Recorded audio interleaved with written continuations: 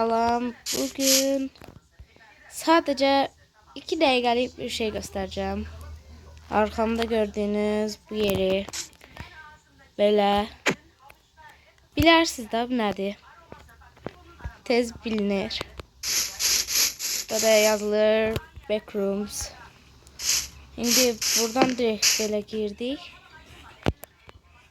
Backrooms. Yerini eləməmişəm. Amma belə əla bir şeydir də. Özüm düzəltmişəm özdə.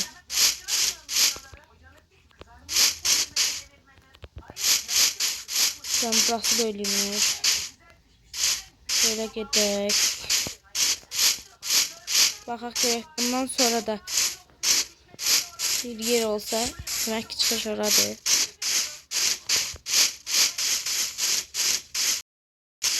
Əslində dəqiqə özüm də heç bilmirəm. Ay, düzəldi.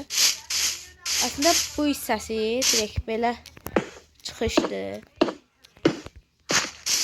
Burası da. Çünkü belə dayananda oradan başlayırsa tam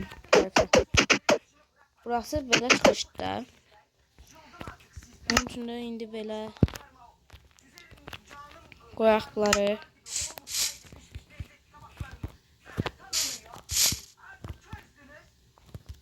Şimdi bunu da buradan böyle koyaq. Aa, eynisi. Şimdi burada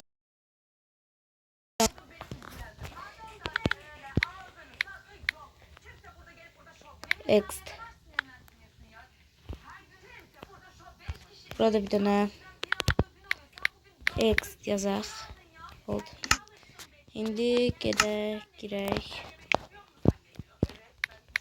Green. Ay, yaşıl renk. Yaşılla da bura. Çok da olmadı. Gözükürüm. Bunun adı Day diye. Burada yazaq diye.